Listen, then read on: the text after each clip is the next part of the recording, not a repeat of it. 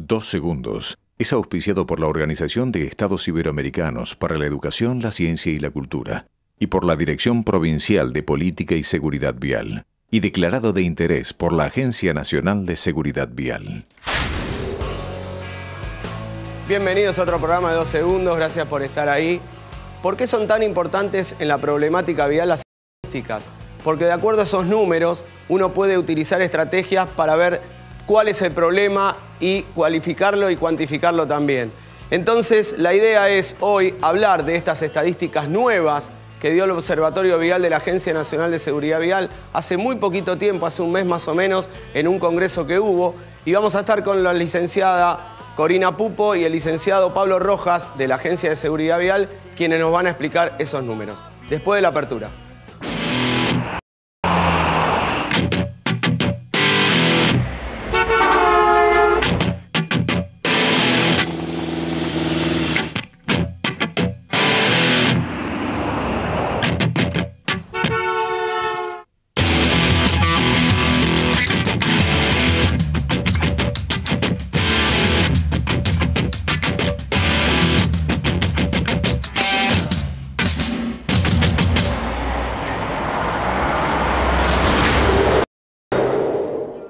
Bien, primer bloque del programa. Estamos con Pablo Rojas y con Corina. Gracias por venir. Gracias. ¿Podemos decir que es la primera vez que hay estadísticas en la Argentina oficiales?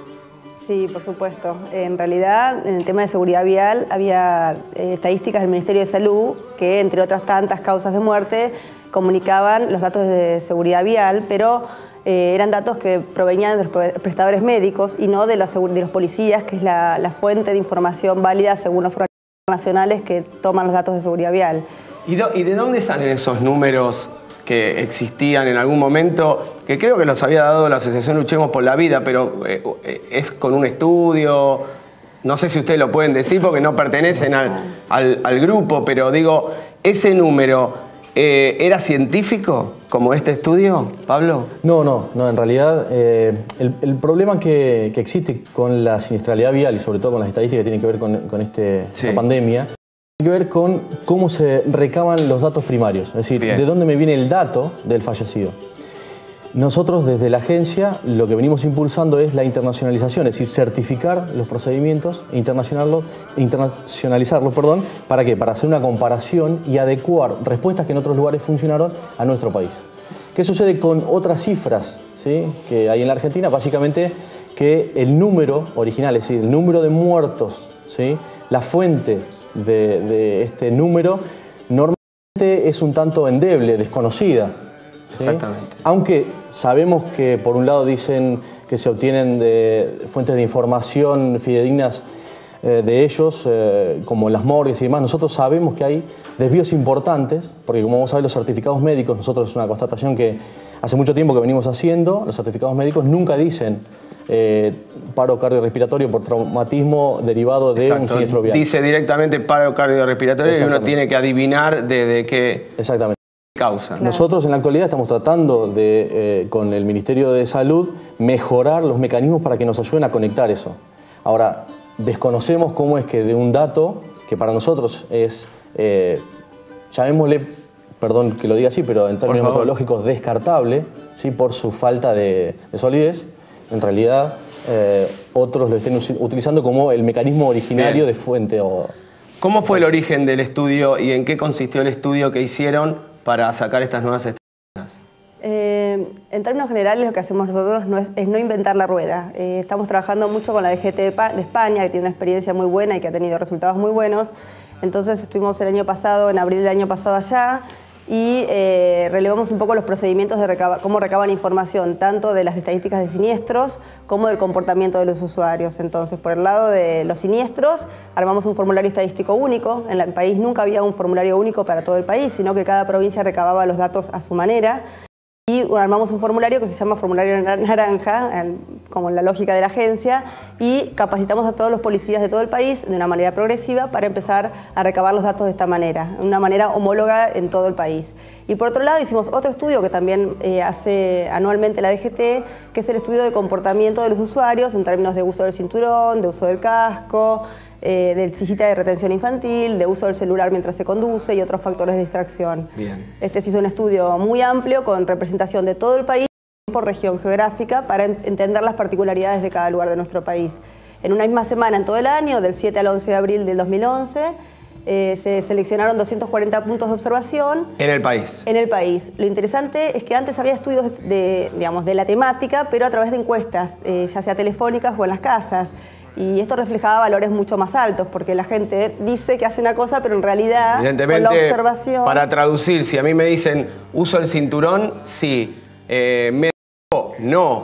Evidentemente, los resultados van a ser totalmente distintos a una observación como... Fue un tema de observación. ¿Cómo fue, Pablo? Sí, la metodología se llama observación no participante. Lo que se hace es ubicar puntos de observación estratégicos y repartir... ¿Qué controlaron justo ese método?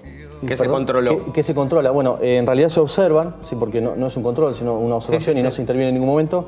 Se observa el uso del cinturón de seguridad, el uso del sistema de retención infantil en el caso de que haya niños, el uso de casco en motocicleta, de luces encendidas. Es algo que nos viene preocupando a nosotros, que tiene que ver con un estudio de visibilidad. Después todo lo que tiene que ver con lo que se llama conducta distractiva, que es comer, fumar, consumir algún tipo de alimento, el celular, manejo de dispositivos electrónicos como el video y el GPS. Y acá hay que hacer una aclaración. El GPS, digamos, no es un elemento distractivo al manejar, ¿sí? En Europa está considerado como un elemento que ayuda al manejo en tanto y cuanto, ¿sí? Yo lo manipulé antes. Claro. Es decir, lo que se buscaba en la observación es ver si se manipula el GPS mientras se conduce. O sea, como claramente nadie corta una llamada antes de empezar a conducir, obviamente encendemos el auto, salimos y después programamos el GPS. Digamos, eso es un elemento distractivo.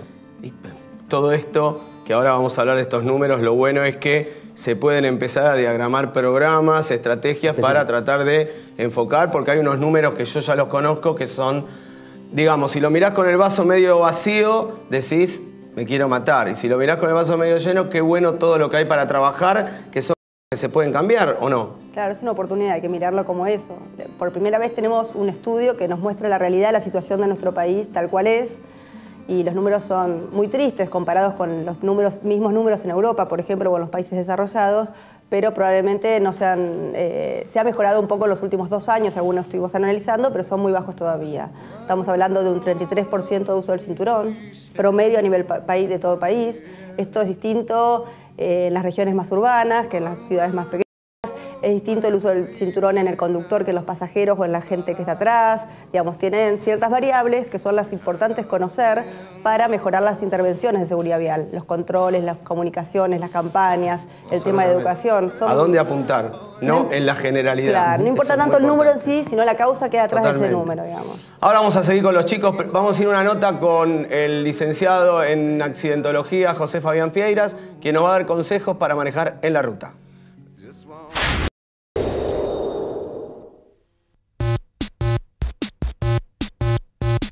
En este encuentro vamos a hablar, por el hecho de que se aproxima la época estival, de los cuidados que tenemos que tener cuando salimos a un viaje en ruta para nuestras vacaciones.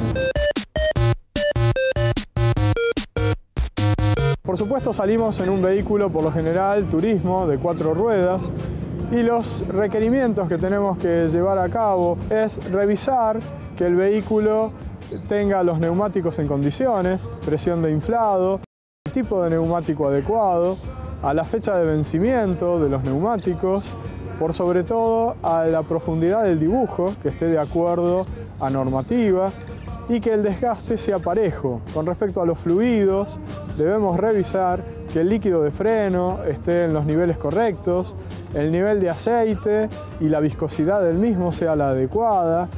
Y también, aunque parezca una tontería, pero tiene influencia al momento de la circulación vehicular con respecto a la seguridad, debemos controlar el nivel de fluido, el zapito, el limpiaparabrisas, tanto delantero como trasero.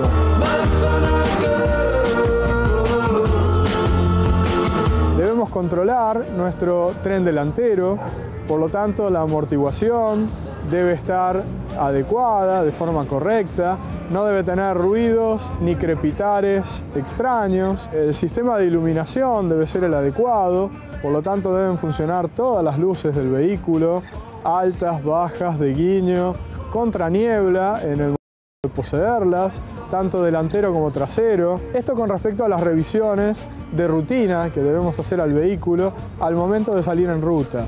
Tenemos que tener en cuenta que nuestras rutas tienen una extensión muy grande y en porcentaje solamente un 33% van a tener un estado adecuado de circulación con respecto al punto de vista de la seguridad vial. Por lo tanto, al momento de la circulación en vacaciones, tenemos que contemplar que el vehículo debe estar en perfecto estado de circulación para absorber estos detrimentos de la vía de circulación. Las mascotas deben ir con cinturón de seguridad y no en la luneta, sino en el asiento. Los elementos sueltos dentro del habitáculo no son correctos porque al momento de un siniestro vial este elemento va a salir despedido y se va a comportar como un proyectil. Tenemos que tener en cuenta que el equipaje debe estar correctamente colocado tanto en el baúl como en el portaequipaje, con un anclaje adecuado y un archivado adecuado. Y tienen que recordar también al momento de su salida de vacaciones que las vacaciones comienzan desde el primer minuto que estamos arriba del vehículo. No por llegar 5 minutos antes arriesguemos nuestro periodo vacacional.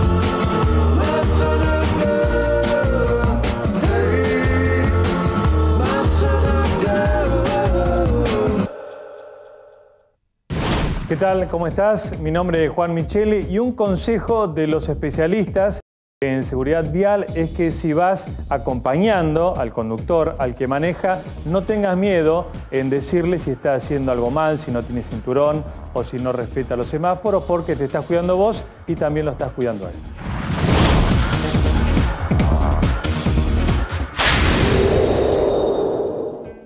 Bueno, regresamos, vamos a hablar un poquito de números y qué se puede hacer. A mí me impactó mucho cuando me enteré el tema del cinturón. Quisiera saber, según el trabajo que hicieron, cómo es el tema del uso del cinturón adelante y atrás y algunas cositas que me llamaron la atención, que te lo comenté antes de empezar el programa, que es cómo incide usar o no el cinturón en los demás pasajeros. Pablo. Bueno, como decía Corina recién, el promedio nacional de uso de cinturón es del 33,3%, muy bajo. 33% el uso nacional, y en Capital Federal es bastante más alto, aunque nosotros preferimos manejarlo regionalizado. Bien. ¿Por qué? Porque lo utilizamos los grupos, es decir, utilizamos regiones y regiones censales, es decir, donde uno puede conseguir una ciudad de menos de 5.000 habitantes a una de más de 1 millón. Claro. Eso permite barrer. Okay. Y además no era, te diría que no pretendíamos con esto hacer ningún tipo de examen de gestión, sino simplemente pero un estado de situación general a nivel nacional como agencia. Sí queremos encarar a futuro. Es muy bajo. Muy bajo, muy bajo. De todas maneras, venimos de todavía bastante más bajo. Nosotros ¿y atrás? Estimamos, no, y atrás... Dígalo sin miedo. Sí, 10, 15. Menos del 12%. Sí. Menos del 12% usa la gente. Bueno, ahí tenemos la pauta de que hay que hacer un gran laburo a nivel tarea de concientización mediática o como sea, de trabajar con el tema del cinturón. Sí. Y lo que vos nombrabas, que es clave, esto de el cruzamiento de variables y utilizarlo, sobre todo para lo que es la capacitación, la educación vial, es el tema de los condicionamientos. ¿Sí? Hemos descubierto que cuando el conductor no utiliza cinturón, el 95% de los pasajeros no utiliza. O sea que menos. Se vuelve determinante. Cuando el conductor se lo pone, ¿sí? El 68% del acompañante, por ejemplo, se lo pone. Claro, porque se lo ponen por motus propio y porque si no, el conductor tiene la autoridad moral de decirle, flaco, ponételo. Exactamente. Si no lo usas vos, no le vas a decir al otro que lo use. Exactamente. O sea, igual, si lo usa, me dijiste, el 68%... afecta a los que habitan el vehículo. Usan. Sí, claro. Igual es bajo. Si yo me pongo el cinturón siendo conductor, ¿y sabe por qué se degrada mucho al 68%? Porque, y esto es muy común, es que yo conductor me lo pongo delante, el acompañante se lo pone por una reacción de copia. ¿Sí?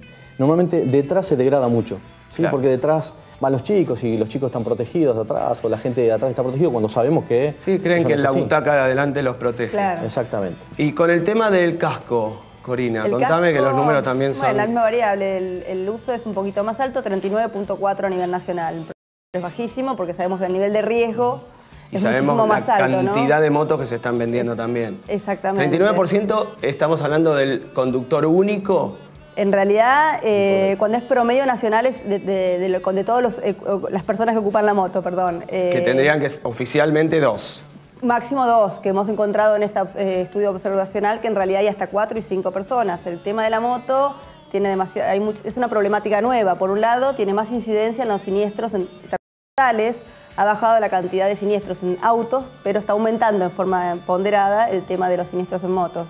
Y otra cosa es el tema de la moto como un nuevo eje social o cultural, donde no solamente la persona viaja sola en la moto, sino que lleva a su familia a la escuela, lo usan como medio de transporte y reemplaza al transporte público en muchas oportunidades. Y el tema es que lo hacen en un solo viaje, no es que van, dejan al chico, no, llevan a los 4, los llevan a todos y uno solo usa casco. Sí, sí, sí.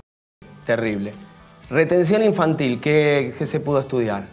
Bueno, en retención infantil también evaluamos una de esas las variables y nos encontramos con que la retención infantil anda en el 28% de promedio, cuando en realidad sube mucho, y esto es importante destacar, en las ciudades grandes. Si en las ciudades grandes llega al 50% de los chicos. La retención infantil. La retención infantil. Esto tiene que ver posiblemente, y esto es especulación mía, tiene que ver posiblemente con mayor cantidad de controles, pero también mayor accesibilidad a mercados, digamos, y a por el valor de la retención. Tal cual, tal cual. Evaluamos primero la retención y después no podemos evaluar si el chico lamentablemente puede ir a un hospital y demás. Sí, sí. Ahora vamos a ir con la nota con los papás de Guido, quien fue atropellado por un colectivo de la línea 65, y vamos a hablar con los padres.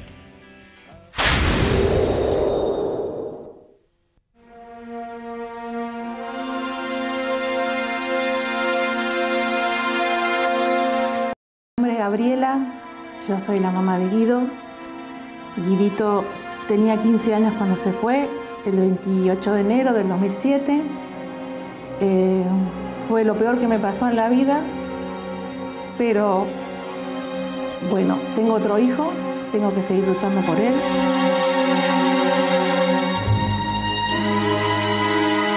Lo atropelló un colectivo de la línea 65 en la calle Caseros y Luca. Venía en bicicleta y el colectivo estaba cargando gente cuando salió.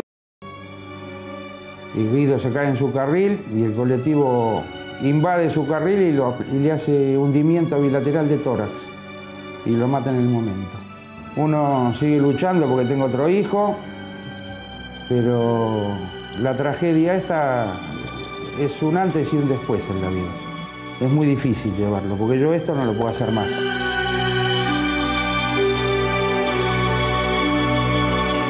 Y todo es producto porque yo viajo mucho en colectivo carpintero y cuando paran en las paradas, ayer casualmente un colectivo de la línea 130 le dijo el inspector, venís bien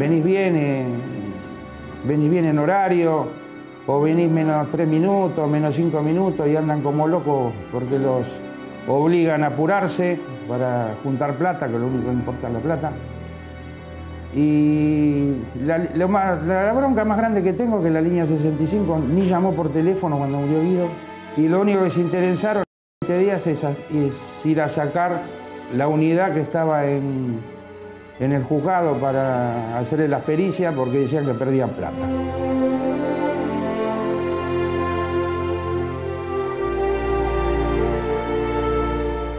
Bueno, cuando fuimos a juicio, el amigo de Guido que venía al lado dice que el chofer salió despachando los boletos, venía mirando la boletera, la justicia salió sobreseído. En la calle había un enorme, que al otro día lo estaban tapando, que el colectivo salió en diagonal porque había unos pozos enormes. Si él hubiera salido por su carril no lo mata. Salió y lo aplastó. Y se dio cuenta que había pisado algo, si no, no seguía de largo. Quedó en la nada, como tantos homicidios que hay en la capital federal y en el Gran Buenos Aires, de colectivos que todo queda en la nada. Nadie paga nada. Yo lo único que puedo decir es que lo extraño.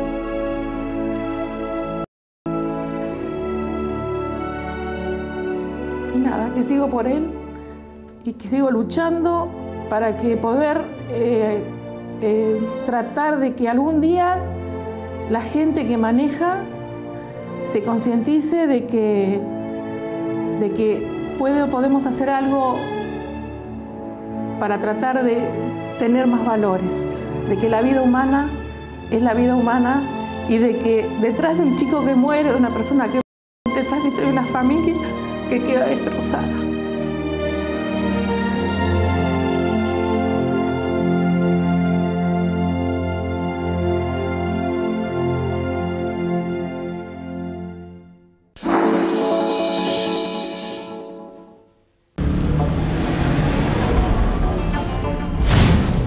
Hacele caso, sabe lo que dice por tu seguridad.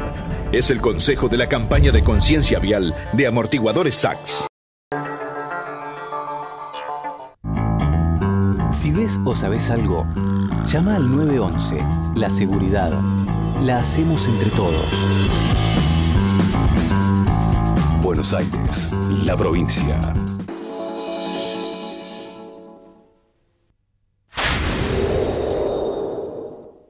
Bien, estamos de vuelta. Me queda por preguntar el tema peatones, Pablo. ¿Hicieron un estudio que tiene que ver con este o aparte, separado? En realidad es un estudio exploratorio, se llama. Es una metodología similar, ¿sí? Probándola con peatones, en lo que nosotros llamamos grupo de riesgo, que son peatones, ciclomotores y ciclistas en zona urbana. Y lo hicimos en una ciudad de menos de 500.000 habitantes, ¿sí? Para probar la metodología y aplicar a nivel nacional, replicarla, digamos. La idea es que también las provincias, los observatorios regionales empiezan a utilizar estas metodologías. Y la verdad que también las cifras asustan porque en realidad casi siempre nos olvidamos del peatón como un actor fundamental. Claro, pero parece que fuera accesorio, pero en realidad es fundamental, ¿no? La interacción entre vehículos. Aparte provoca también siniestro. Por supuesto. ¿Y qué conclusión hubo ahí? Bueno, el 40% de los peatones que al cruzar, ¿sí? Si querés, digo, las personas que cruzan correctamente por la senda peatonal, están en el 70% de promedio. 70% me sorprende. Sí. Estamos hablando de un estudio exploratorio de una ciudad de 500.000 habitantes, ¿sí? Y en zona céntrica. ¿Sí? Por eso te decía que es exploratorio y estamos haciendo algunos ajustes. De todas maneras. Porque ni ustedes creen que puede ser tan alto. Sí, es una de las cuestiones que pasa sobre todo cuando vemos algunas filmaciones que también son. Pero por senda peatonal, el 40%, o sea, de ese 70%, el 40% utiliza algún elemento distractivo. Esto es auriculares, telefonía celular, comer, fumar, beber, encender el cigarrillo, etc. ¿no? Y no prestar atención a lo que hay alrededor. No mirar, exactamente. Corina, los datos estos que son públicos, ¿dónde los tienen ustedes registrados? ¿En la web se puede? Sí, los datos están publicados desde hace un mes más o menos en la página de la agencia, que es seguridadvial.gov.ar, en un apartado de lo que es el Observatorio Vial. Y además los publica como organismos internacionales como es el IRTAD, y OPS por primera vez va a publicar los datos de la agencia en vez de los de salud a partir de la próxima publicación que está haciendo. Eso más que nada para los que tengan un poco más de credibilidad en otros organismos, puedan darse cuenta que ellos lo avalan. Sí, el IRTAD ya salió en el 2010. Argentina es el único país de Latinoamérica que forma parte del IRTAD, que es un grupo de expertos en seguridad vial en temas estadísticos de la Comunidad Europea y de países desarrollados. Bien. Ellos de alguna manera nos controlan los procedimientos estadísticos que seguimos desde Argentina y hasta ahora nos están avalando y por eso están publicando nuestros números.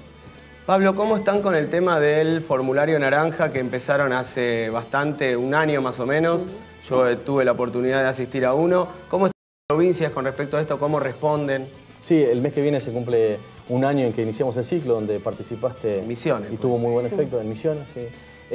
Acabamos de firmar el convenio con la provincia de Chubut, ¿sí? Así que se suman, a las 14 provincias se suma Chubut y estamos avanzando con otras provincias. Además, hay un trabajo en paralelo que es seguir capacitando, porque como vos sabés, y creo que lo viviste en carne propia, el tema de quien hace estadística o quien lleva registro es normalmente alguien que está castigado. Entonces, el último orejón del tango, claro, el policía que nadie quiere. Sí, es mimarlo un poco, rescatarlo de eso y reconocerlo como un agente vital para salvar vidas. Y que lo es. En esta tarea lo es. Sin ninguna duda. Porque una estadística de él pasa a ser una estadística que ustedes después la elevan a la agencia y de ahí se llevaría a un programa cualquiera. Y a propósito de eso, lo que te quería contar también, que acabamos de ver un resultado que estamos haciendo, es normalmente no conoce el efecto. Es decir, ¿qué pasa si yo te doy bien el dato? Y lo que ocurre con eso es que se toman decisiones, por ejemplo, dónde poner los controles. Y el dato que tenemos, básicamente, también en un estudio exploratorio, que la idea también es replicarlo en todo el país, es ver el efecto de las campañas de control. Entonces, por ejemplo, tomamos también una ciudad hasta 500.000 habitantes. Lo que hicimos fue establecer una línea de base antes, controles antes, ¿sí? Se establecieron controles fijos para ver qué pasaba.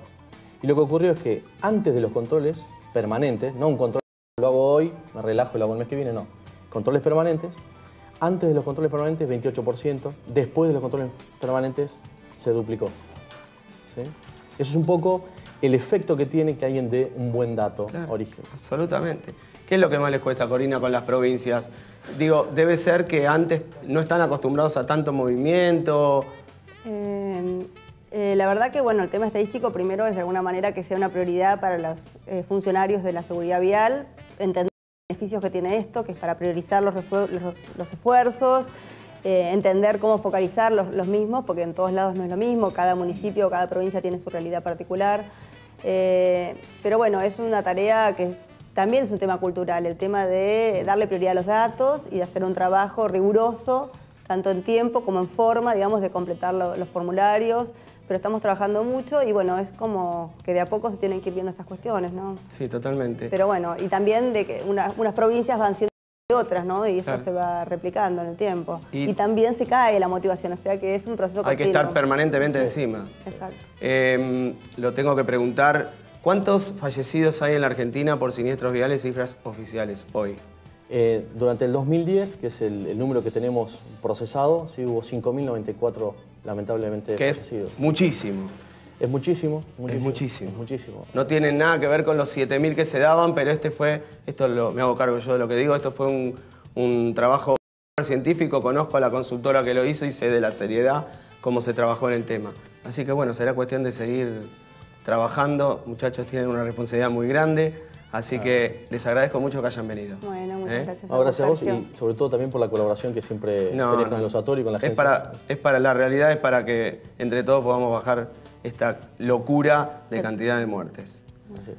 Y espero que todos colaboremos en esto, los funcionarios del país, los gobernadores, los intendentes, que sepan y que cuando envían a las fuerzas policiales a tomar estadísticas también lo hagan de una manera seria y responsable.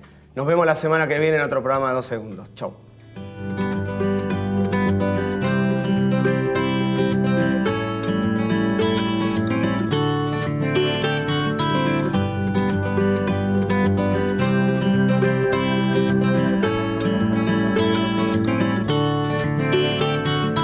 ¿Cuál es tu pena?